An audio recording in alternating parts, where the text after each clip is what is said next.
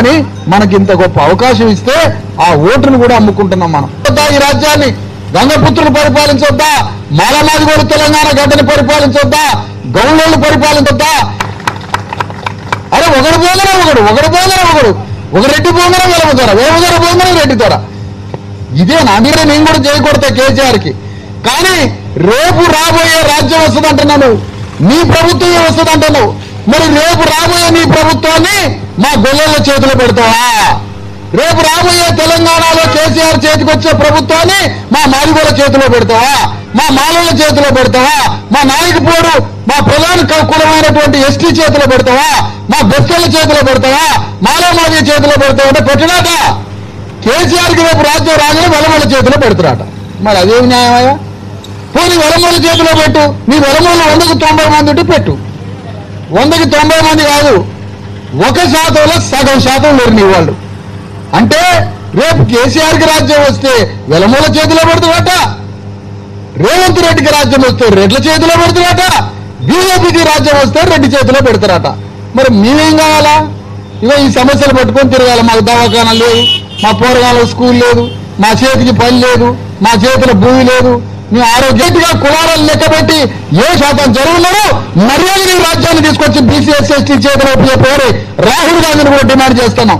Kishan Reddy BJP పార్టీకి రాష్ట్ర అధ్యక్షుడు, బీజేపీ కూడా సవాలు చూడుతున్నాం. తెలంగాణ గడ్డ మీద 90% బీసీ ఎస్సీ ఎస్టీలు ఉన్నారు. బీజేపీకి రాజ్యం వస్తే దాన్ని తీసుకొచ్చి మా చేతిలో పెట్టు.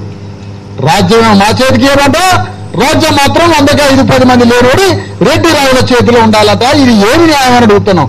అందుకనే ఈ ప్రశ్నలు కురిపించడానికి, అమాయక ప్రజల్లో చైతన్యం తేయడానికి, మన బతుకంతా ఓట్లేయడం, మన బతుకంతా ట్యాక్సులు కట్టడం, మన బతుకంతా వాళ్ళ భూములు పనిచేయడం, మన బతుకంతా వాళ్ళ సినిమాలు తీస్తే సినిమాలు చూడటం.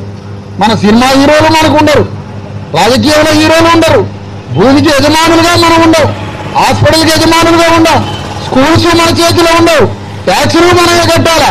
సర్వం వాళ్ళని కట్టి రోడ్ల మీద కూలీలు పని చేసుకొని మేము ఇది ఎక్కడి ధర్మం? అందుకనే ధర్మం కాలిపోయి ధర్మం నాశనం అయి ధర్మం తలకిందులైతే ధర్మాన్ని నిలబెట్టడానికి ధర్మయుద్ధంతో బయలుదేరిన తెలియజేస్తా ఉన్నా. అవును, భగవద్గీతలు అన్నట్టుగా ధర్మం తలకిందులై సర్వనాశనమైనప్పుడు మరొక ధర్మ పోరాటం బయలుదేరింది. అదే ఈ ధర్మయుద్ధం మహాసభ బీసీ ఎస్సీ ఎస్టీ జేఏసీ రూపంలో ఈ ధర్మయుద్ధాన్ని బయలుదేరినవని మీ అందరికీ తెలియజేస్తా ఉన్న ఈ సందర్భంగా. అందుకనే నేను మిమ్మల్ని కోరేది ఏంటంటే, ఒక కోయపు, ఒక దొరసట్టపో కోయో, లేకపోతే ప్రధానో, ఒక నాయకపోడో, ఒక ఎస్టీయో, ఒక ఎస్టీ ఈ తెలంగాణ గడ్డని పరిపాలించే అర్హత మాకు లేదా? నేను అడుగుతున్నా. వాళ్ళు మంత్రులు వచ్చినప్పుడు మేము డోళ్లు కొట్టడానికి, డబ్బులు కొట్టడానికి, కొనుగోలు ఊదడానికి మాత్రం నెమిరి ఈగలు కట్టుకొని మేము మీ దగ్గరికి రావాలి. యాదవులు వాళ్ళు డోళ్లు కొట్టుకుంటే రావాలా, గౌళ్ళు మోకులు వేసుకొని ముఖ్యమంత్రి దగ్గరికి రావాలా. కానీ మేము మాత్రం రాజ్యాన్ని పరిపాలించే అవకాశం లేదట. అందుకని ఈ రోజు గ్రామాలు మేమేం అడుగుతున్నామంటే, నేను ఒకటే అడుగుతున్నా. ఆ రోజు ఆంధ్రాని గోబ్యాక్ అన్నారు, ఆంధ్రవాడు వెళ్ళిపోవాలన్నారు, ఆంధ్రాడు వెళ్ళిపోయి తెలంగాణ పరిపాలించుకుందాం అన్నారు. ఇవాళ మేమంటున్నాం ఈ జేఏసీ తరఫున ఆంధ్రోడు పోయిండో లేదో మాకు తెలియదు, కానీ అర్జెంటుగా రెడ్డి రావులు మాత్రం వెళ్ళిపోవాలి రాజకీయాల నుంచి. మేము పరిపాలించుకుంటాం ఈ రాజ్యాన్ని. రెడ్డి రావులు వెళ్ళిపోవాలా, మేము రాజ్యాన్ని పరిపాలించుకుంటాం. అందుకనే రేపు రాబోయే తెలంగాణ టీఆర్ఎస్ ప్రభుత్వం వస్తుందని అంటాడు కదా, ఆ టీఆర్ఎస్ ప్రభుత్వాన్ని మా అణగారిన కులాలకు ఒప్పచెప్పు. అప్పుడైతే బీజేపీ కానీ కాంగ్రెస్ కానీ మీరు మాకు ఎప్పుడైతే రాజ్యాన్ని ఒప్పచెప్పే అర్హత మీకుంటుందో అప్పుడే ఓట్లు అడిగే అర్హత కూడా మీకుంటుంది.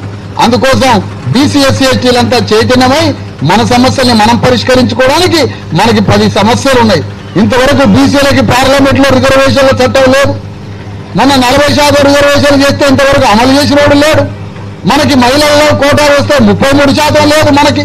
ఆ 33లో బీసీ ఎస్సీ ఎస్టీ మహిళలకి లేదు. ఇట్లా చెప్పుకుంటూ పోతే పార్లమెంటులో మనకి రావాల్సిన చట్టాలు, అసెంబ్లీలో రావాల్సిన చట్టాలు ఇంతవరకు లేవు. మనకి 20 లక్షల ఎకరాల భూమి అవసరం మన అణగారిన వర్గాలకి. మనకి ఎంత భూమి కావాలంటే ఇప్పుడు అర్జెంటుగా 20 లక్షల ఎకరాల భూమి పంచితే కానీ మనందరికీ భూమి రాదు.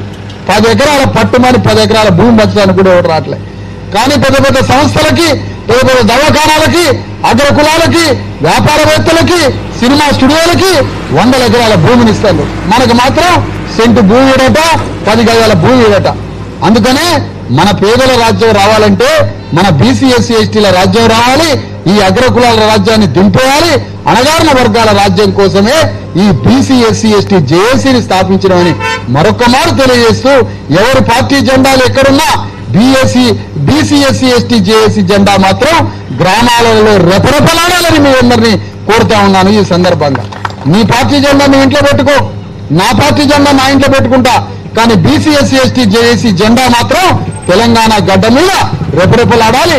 గ్రామ గ్రామంలో మనం ఈ సంఘంలో చేరి ఈ సంఘంలో మనందరి సమస్యల్ని పరిష్కరించుకోవడానికి మనం పోరాడాలని ఈ సందర్భంగా కోరుతూ, ఈ పొన్నారి గ్రామంలో ఉన్నటువంటి ఈ కుమ్మరి వాళ్ళు 20 మంది ఉన్నారు. 20 ఇళ్ళు ఉన్నాయట కుమ్మరోళ్ళు. ఈ కుమ్మరోళ్ళు 20 ఇళ్ళు ఉన్నాయి. వీళ్ళకి భూమి ఉందా అని అడుగుతున్నా, వీళ్ళకి ఇళ్ళు ఉన్నాయా అని అడుగుతున్నా, వీళ్ళకి దవాఖాన ఉందా, హాస్పిటల్ ఉందా, ఏముంది? ఏమి లేదు. మరి 20 ఇళ్ళ కుమ్మరోళ్ళు ఏం చేస్తారు? 2000 సంవత్సరాలు కుండ తయారు చేస్తారు. కుండ తయారు చేసిన ఈ కుమ్మరోళ్ళకి ఇవాళ కుండలు పోయినాయి. మరి వీళ్ళు ఎట్ట బతకాలి? గిన్నెల ఫ్యాక్టరీలు వచ్చినాయి. ఏది మొత్తం మన పాత్రలు, స్టీల్ పాత్రలు, రాదని పాత్రలు, ఆ పాత్ర పరిశ్రమ వీళ్ళకి ఏమైనా ఇస్తారా? ఇయ్యరు. కుమ్మరోని కుండ పోయింది, రాజ్యం పోయింది, భూమి పోయింది, సర్వం పోయింది. మరి కుమ్మరాయన అట్లా అయిపోయింది. సాగలలో 60 మంది ఉన్నారు. వాళ్ళ వృత్తి పోయింది. వాళ్ళు ఎట్లా బతుకుతున్నారు? వాళ్ళకి ఇల్లు లేవు, వాళ్ళకి ఇల్లు లేవని తేలింది. మంగళంలో 30 కుటుంబాలు ఉన్నాయి. వాళ్ళకి ఏముంది? ఈ రాజ్యం ఏమైనా షాపులు పెట్టించిందా? వాళ్ళకి షాపుకి ఏమన్నా ఇంత లోన్ ఇచ్చి ఒక 4 లక్షల రూపాయలు ఇచ్చి ఒక షాప్ పెట్టిందా? మొన్న హైదరాబాద్ పోతే పెద్ద పెద్ద స్టార్ హోటళ్ళల్లో మంగళూరు పెట్టలే. ఆ స్టార్ హోటల్లా రెడ్డి వాళ్ళు మంగళ షాప్ పెట్టిరు స్టార్ హోటళ్ళల్లో. అంటే మంగళ పని కూడా పోయింది ఈ దెబ్బతోటి. అంటే ఒక రెడ్డి ఆయన 2 కోట్ల రూపాయలు పెట్టి మంగళ షాప్ పెట్టిండు. అందులో మంగళాయన పని చేయాలట. ఓలయ్యవు రెడ్డి ఆయన. ఇదేమి రాజ్యం, ఇదేమి సమాజం అని అడుగుతున్నాం మిమ్మల్ని అందరూ. అందుకనే ఆదిలాబాద్ జిల్లా ప్రభుత్వానికి దూరంగా ఉంది. ప్రభుత్వం అంటే ఇక్కడ ప్రజలకు తెలియదు. ప్రభుత్వంలో మనుషులం కాదు మనం. అందుకనే ఇంత దూరం ఉన్న రాజ్యానికి, ప్రభుత్వానికి దూరం ఉండి కలెక్టర్ వచ్చి పట్టించుకున్నోళ్ళు లేడు. కలెక్టర్ ఇంటింటికి పోయి ఇల్లు ఎట్లుందో, సమస్యలు ఎట్లున్నాయో ఒక్క ఇంటికి వచ్చి దర్శనం చేసుకున్నది బాపాన పోలేదా? మరి ఆ కలెక్టర్ జీతం ఇచ్చేది మనమేనా? Collector రాడట, MRO రాడట. ఓ ఇల్లు కాలిపోయినా, ఇంట్లో ఎవరైనా చచ్చినా, తిండి లేకపోయినా, పౌష్టికాహారం లేకపోయినా, ఏ బాధలు సాధకాలు జరిగినా ఒక 3rd క్లాస్ మేజిస్ట్రేటో, 1st క్లాస్ మేజిస్ట్రేటో, 2nd క్లాస్ మేజిస్ట్రేటో అయినా కలెక్టరో, ఆర్డీఓనో, ఎంఆర్ఓనో ఎవరు వచ్చి మనల్ని సర్వే చేయరు, మనల్ని చూడరు. అందుకని ఈ పొన్నారి గ్రామం నుంచి మనం 100 కోట్ల రూపాయల ట్యాక్సులు ఈ రాజ్యానికి కడుతున్నాం.